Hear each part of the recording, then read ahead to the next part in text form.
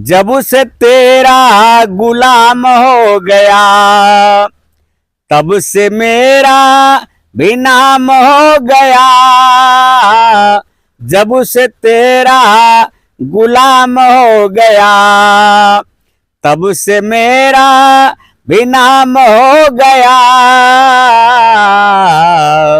वरना औकात क्या थी मेरी, सबसे बढ़िया और सबसे खरी मेरे सदगुरु तेरी नौकरी। नमस्कार, मैं बंसराज और आप देख रहे हैं व्यक्ति भारत। मित्रों, मैं आज गाजीपुर में हूं और गाजीपुर में जैसे आपको पता है कि एक महंत और संत कहे जाने वाले गंगादास बाबा आज हम लोग के बीच में नहीं है, सिद्ध पुरुष थे और उन्हीं के शिष्य हैं। जो कि देखिए यहाँ कुटिया है महाराज जी की, जो आज महाराज जी हम लोगों से मिल चुके हैं, जिनका नाम है श्री दया रामदास जी। आप लोगों से मैं इनसे सीधा बात कराऊंगा, ज़्यादा समय नहीं लूँगा आपका। थोड़ा सा आप जगह दे दें। स्वागत है आपका हमारे चैनल में जी। क्या नाम है आपन? दया रामदास जी। कहाँ से आपके दिमाग में ये बात घुस गई कि जनता के जागरूक करें या संतई लाइन में उतर जाएं? सन 1981 में जी, जब महाराज जी का मैं दर्शन करने गंगा आश्रम बैपुर देवकली गया जी, तो महाराज जी का एक दर्शन ही मुझे मानव जीवन के रहस्य को खोल दिया कि हमें क्या करना चाहिए। तब से महाराज से मैं जुड़ गया और इस मानव धर्म से जुड़ करके अपना कर्तव्य कर्म करते अपना कार्य करने लगा। यानी पल भर की मुलाकात महाराज जी की तरफ आपका आकर्षित दिल हो गया। बिल्कुल। महाराज जी तो एक बहुत सज्जन भी थे और सिद्ध पुरुष थे। हम भी कई बार महाराज जी से मिला भी हूँ और मैं जब छोटा था, आदर्श इंटर कॉलेज पलिया में पढ़ता था, तो महाराज जी आए थे और मैं स्वागत गीत गाया था। मुझे स्मरण है इस बात की। और महाराज जी बताते हैं लोग कि महाराज जी एक बार वहाँ जग हो रही थी और जग में कुछ घी वगैरह तेल वगैरह कम हो गया, तो अपने लोगों से बताए कि लोगों ने बताया महाराज जी से कि कम हो गया है, तो महाराज जी ने बताया कि जाकर के गंगा जी से ले लो। हाँ। क्या सत्य बात है? बिल्कुल सत्य है। जब ये आपका घी कम हो गया तो महाराज जी से लोग कहे जी तो कि महाराज घी खत्म हो गया। महाराज का घी खत्म हो गया, रात का दिन वो समय था जी, दुकानें बंद थी, 12-1 कम से कम। हाँ, दुकानें बंद थी। तो महाराज जी कहा जाओ गंगा जी से मांग लो उधार और फिर उनको ले आकर के हम लोग वापस कर देंगे। और जैसे ही टीन का डब्बा वो पानी गंगा जी का निकाल कर ले आए भर के, और जब कढ़ाई में डाला गया तो घी हो गया। और फिर सुबह बाजार से घी खरीद करके और गंगा जी में पूरा उड़ेला गया, छोड़ा गया और गंगा जी ने स्वीकार कर लिया। यह है ऐसे संत महापुरुष की बात चल रही है। तो मित्रों, ये गाजीपुर की घटना है और गाजीपुर हमारे उत्तर प्रदेश में पड़ता है, जो कि आप लोग जानते हैं बैपुर देवकली। वहीं गंगा जी के तट पर महाराज जी का एक बहुत भव्य कुटिया है, जहाँ की आप लोग दर्शन करने जाएंगे तो वहाँ दर्शन करने लोग जब जाते हैं तो नंग वस्त्र में जाते हैं और इसी तरह जिसे आप पहने हुए हैं लुंगी लपेट कर जाते हैं। इसका क्या राज है वहाँ? देखिए, अन्य स्थानों पर तो किसी वस्त्र में जाया जा सकता है, लेकिन जहाँ सदगुरुदेव भगवान की समाधि है, जहाँ स्मारक बना हुआ है, उसमें अंदर जाने से इसलिए रोका गया कि मंदिर को पवित्र किया जाता है। और पवित्र कैसे होगा? जब हम पवित्र रहेंगे। और महाराज जी का कहना था कि पैंट पहनकर लोग जाते थे तो खड़ा होकर पेशाब करते थे, पेशाब का छिटका पैंट पर शरीर पड़ता है, वो आदमी गंदा हो गया। जब गंदा होके जाएगा तो मंदिर अपवित्र होगा। इसलिए रूल और नियम बनाया गया कि नहीं, बिना धोती, जैसे धोती वाले क्या है तो बैठ के पेशाब करेंगे, पैंट वालों की परेशानी है बैठ के पेशाब नहीं कर सकते, इसलिए धोती लपेट के ही जाया जाता है। वहाँ धोती रखी होती है और वहाँ अपना कपड़ा निकाल करके टांग दिया जाता है और धोती लपेट करके अंदर जाइए और दर्शन करिए, दर्शन करके बाहर आइए, उसके बाद पैंट पहनिए और निकल लीजिए। और वहाँ महात्मा जी ये देखे हम भी देखे हुए हैं कि वहाँ जब भी आप जाइएगा तो वहाँ लंगर चलता रहता है। कैसे वहाँ का खर्चा वर्चा चलता है, कहाँ से आता है? देखिए, ये महाराज जी संत श्री गंगा रामदास महाराज जी इतने ऊंचे क्लास के महात्मा थे, ऐसे पहुंचे फकीर थे कि उनको रिद्धियां और सिद्धियां हाथ जोड़ के खड़ी रहती थी कि आप कुछ सेवा मुझसे ले लीजिए, फिर भी वो सेवा नहीं लेते थे। लेकिन उनके चले जाने के बाद आज वही रिद्धि सिद्धियां अपनी सेवाएं दे रही हैं। इसलिए वहां किसी चीज की कमी नहीं है। जो कुछ आता है सब उनके भजन तपस्या का परिणाम है, प्रभाव है उनके। गंगादास जी का एक कुछ हो भजन, तो उसको थोड़ा सा अपने मुखारबंदी से सुना दीजिए पब्लिक को। कुछ उनका एक भजन हो जो इसे पुराने में गंगादास बाबा का, उसको थोड़ा। भजन तो इतना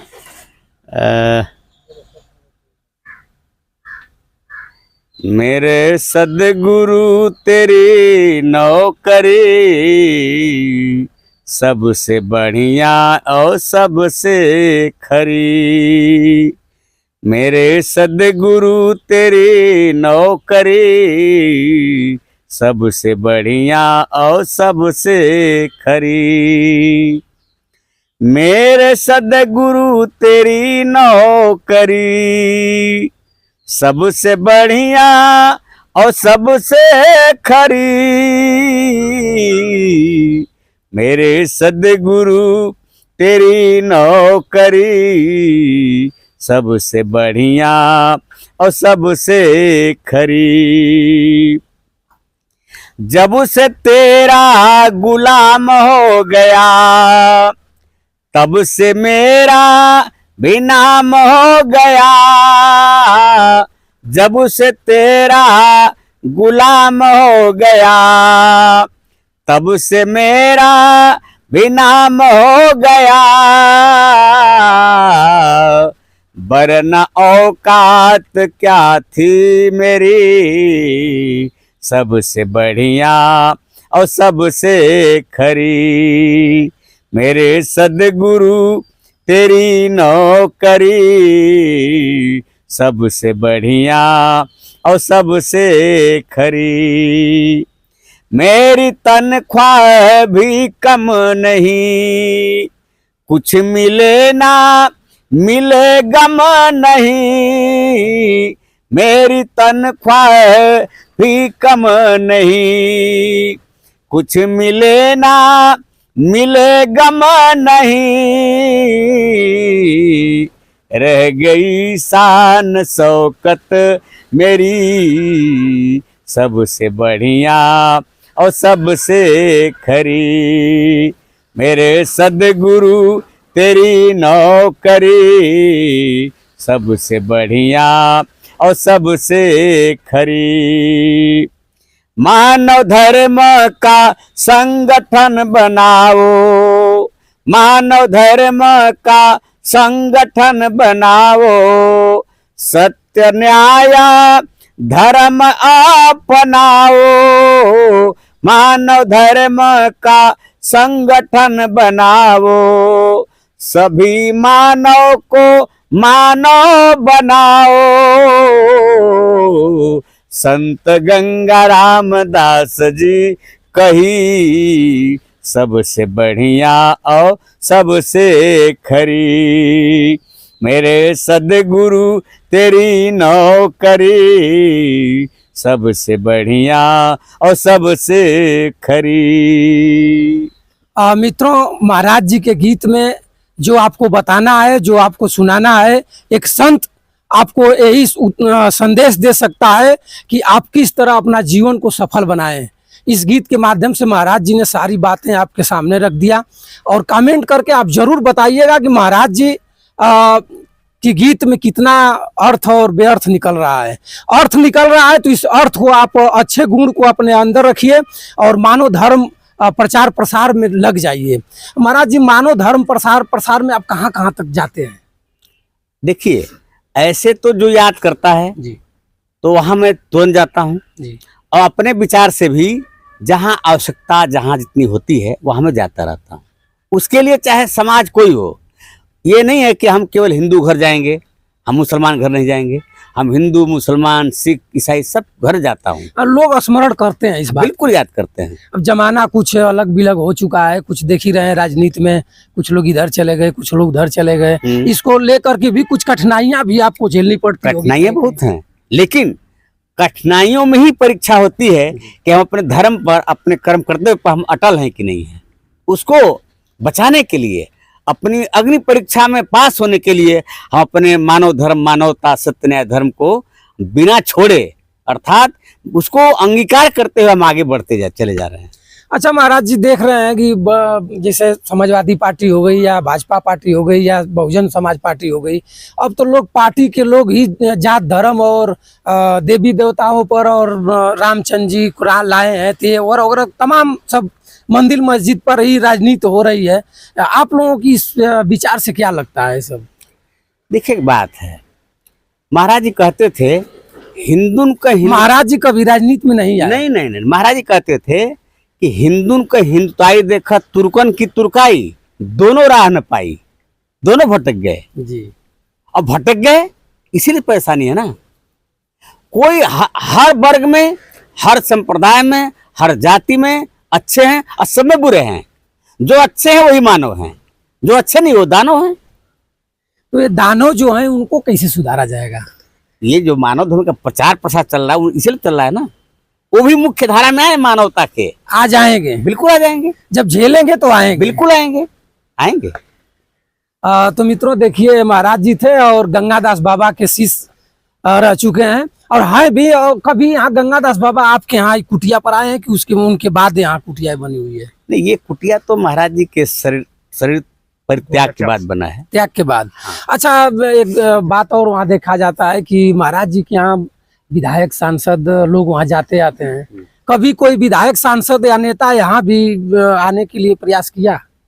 हाँ बिल्कुल, यहाँ भी आते हैं। जब भी कार्यक्रम हुआ या ऐसे भी आते हैं, जैसे नीरज शेखर जी हैं, यहाँ आए थे। तमाम लोग आते हैं जी। हाँ, किनका नाम लिया जाए? कुटिया निर्माण के लिए कुछ उनका कोई नहीं, ऐसा कुछ नहीं। अभी ये तो समाज के सहयोग से सब बना है। समाज कितना सहयोग करेगी जब ये लोग खुद आंख मूंद करके घूम रहे हैं? तो नहीं, वो ठीक है, लेकिन समाज अपना काम कर रहा है ना। अंत में तो सबको समाज में ही आना है जी। समाज से हट के तो कोई जिंदा रह नहीं सकता। नहीं, इस समय तो लोग समाज में है ना। इस समय तो समाज को खोज रहे हैं, गांव गांव जा करके कोई लोग सूत भी जा रहे हैं तो जगा रहे हैं। हाँ, बिल्कुल, और देखने में दिखाई दे रहा है, लेकिन जब समाज को छल कर चले जाएंगे तो उसके बाद भूल जाएंगे। अभी इस कुटिया पर आ जाएंगे तो 5 मिनट में सब बिल्डिंग बन जाएगी, लेकिन जब यहाँ से रिटर्न होकर चले जाएंगे, चुनाव जीत जाएंगे, उसके बाद कुटिया भूल जाएंगे। शायद अगर हम चाहे, आप चाहे, इसमें से कोई लोग जाकर के उनसे बताएंगे कि अरे साहब आप एक बार आई लनी कुटिया पर, महाराज जी की बहुत बारिश वारिश होते तो बीत जाता, कुछ प्लास्टिक मिल जाए तो कौन कुटिया पर, मैं नेताओं के भाषा है कपार पर हाथ, कौन कुटिया, नहीं दिमाग पर बात नहीं आ रही है, लिखवा दीजिए। इन लोगों को कुछ क्या कहेंगे आप? कैसे इनको सद्बुद्धि ऊपर वाला देगा? ये संसार ही स्वार्थी है। संसार स्वार्थी है। जब उनका स्वार्थ आता है तो कुछ भी करने को तैयार हो जाते हैं। स्वार्थ निकल गया तो फिर भूल गए। लेकिन ये तय है कि बिना समाज के आशीर्वाद का उनका कल्याण नहीं है। उनको समाज में आना ही आना है। और जिस दिन समाज चाह देगा ठीक से, उन्हें सुधार देगा, समझा देगा, उनको बाध्य कर देगा कि अब वास्तव में जो मानव का जो कर्म कर्तव्य है उस रास्ते पर आ जाओ, आना पड़ेगा। तो मित्रों, महाराज जी ने बताया और हमारा इस चैनल के माध्यम से जितने प्रत्याशी और नेतागण अगर चैनल हमारे देख लेंगे, यहाँ आवे और गंगादास बाबा का देख लीजिए, एक उपकेंद्र है यहाँ, और दया रामदास जी महाराज यहाँ इसका कारोबार देखते हैं। और कुछ तो अपना अंश आप दीजिए कि पाप भला आपका छोड़ दे संग, और नहीं दीजिएगा तो कहीं ना कहीं भटकना पड़ेगा। और मैं फिर महाराज जी से कभी समय लेकर के आप लोगों से मिलवाऊंगा। आप सभी मित्रों को बंसराज यादव का सादर प्रणाम।